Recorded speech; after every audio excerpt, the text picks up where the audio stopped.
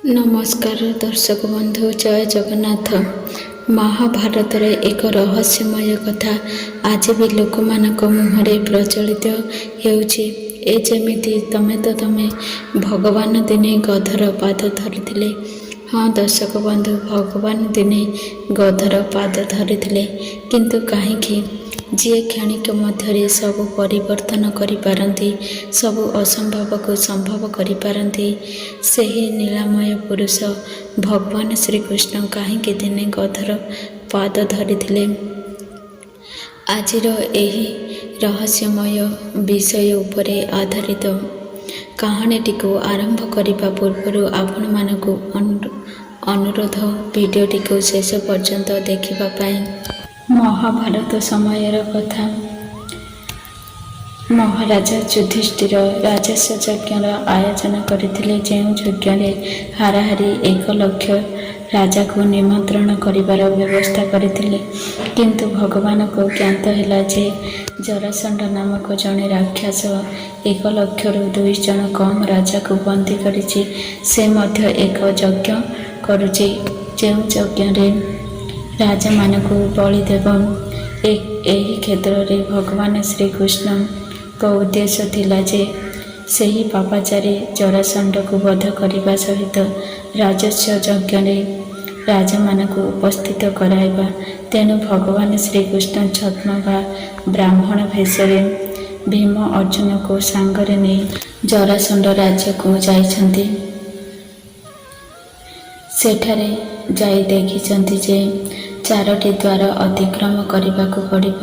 ପ୍ରଥମ ଦ୍ୱାରରେ ଜରାସଣ୍ଡ ନିଜର ପୁତ୍ର ସହଦେବକୁ ଜଗାଇଛି, ଯେ କି ବହୁତ ଜ୍ଞାନୀ। ଦ୍ୱିତୀୟ ଦ୍ୱାରରେ ଶିମିଳି ବୃକ୍ଷ ରହିଛି। ତୃତୀୟ ଦ୍ୱାରରେ ଭେରୀ ବା ତୁରୀ ରହିଛି। ଚତୁର୍ଥ ଦ୍ୱାରରେ ଗଧ ଜଗିଛି।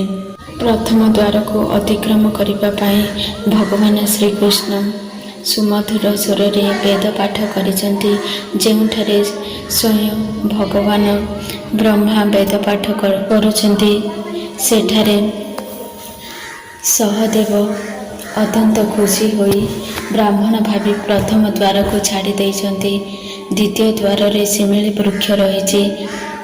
ଏହା ଶତ୍ରୁ ଆସିବା ଜାଣିଲେ ବୃକ୍ଷଟି ଫଳ ପୁଷ୍ପରେ ପରିପୂର୍ଣ୍ଣ ହୋଇଯିବ, ଯାହାଫଳରେ ଜରାସଣ୍ଡ ଜାଣିପାରିବ ଯେ ରାଜ୍ୟକୁ ଶତ୍ରୁ ଆସିଛି। ଯେତେବେଳେ ଭଗବାନ ଶ୍ରୀକୃଷ୍ଣ, ଭୀମ, ଅର୍ଜୁନ ଦ୍ୱିତୀୟ ଦ୍ୱାରକୁ ଯାଇଛନ୍ତି, ସେତେବେଳେ ଏହି ଥୁଣ୍ଟା ଶିମିଳି ବୃକ୍ଷଟି ପୁଷ୍ପରେ ପରିପୂର୍ଣ୍ଣ ହୋଇଗଲା। ଅର୍ଜୁନ ନିଜର ପବନ ଅସ୍ତ୍ର ପ୍ରୟୋଗ କରି ଏହି ପୁଷ୍ପକୁ ଉଡ଼ାଇ ଦେଲା, ଯାହାରି ଫଳରେ ପୁଷ୍ପର ସୁବାସ ଜରାସଣ୍ଡ ନିକଟରେ ପହଞ୍ଚି ପାରି ନଥିଲା। ତୃତୀୟ ଦ୍ୱାରରେ ଭେରୀ ରହିଛି। ଭେରୀ ହେଉଛି ଏକ ତୁରୀ ଭଳି ଏକ ବାଦ୍ୟଯନ୍ତ୍ର।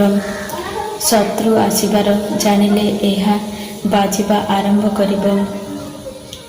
ଯେତେବେଳେ ଭେରୀ ବାଜିବା ଆରମ୍ଭ କରିଛି, ସେତେବେଳେ ଭଗବାନ ଶ୍ରୀକୃଷ୍ଣ ନିଜର ପଞ୍ଚଜନ୍ୟ ଶଙ୍ଖକୁ ଭେରୀ ମୁହଁରେ ଭର୍ତ୍ତି କରାଇଛନ୍ତି, ଯାହାରି ଫଳରେ ଭେରୀର ଶବ୍ଦ ଶଙ୍ଖର ଶବ୍ଦ ପରି ଶୁଣାଗଲା ଏବଂ ଜରାସଣ୍ଡ ଏହି ଶବ୍ଦ ଶୁଣି ମଧ୍ୟ ଅନୁଭବ କରିପାରିଲା ନାହିଁ ଯେ ରାଜ୍ୟକୁ ଶତ୍ରୁ ଆସିଛି ବୋଲି।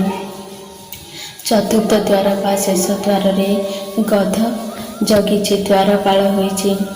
ଯେତେବେଳେ ଭଗବାନ ଶ୍ରୀକୃଷ୍ଣ, ଭୀମ, ଅର୍ଜୁନ ଚତୁର୍ଥ ଦ୍ୱାରରେ ପହଞ୍ଚିଛନ୍ତି, ଠିକ୍ ସେତିକିବେଳେ ଗଧ 2 ଗୋଡ଼ ଟେକି ବୋବେଇବା ବା ଗର୍ଜନ କରିବା ଆରମ୍ଭ କରିଛି।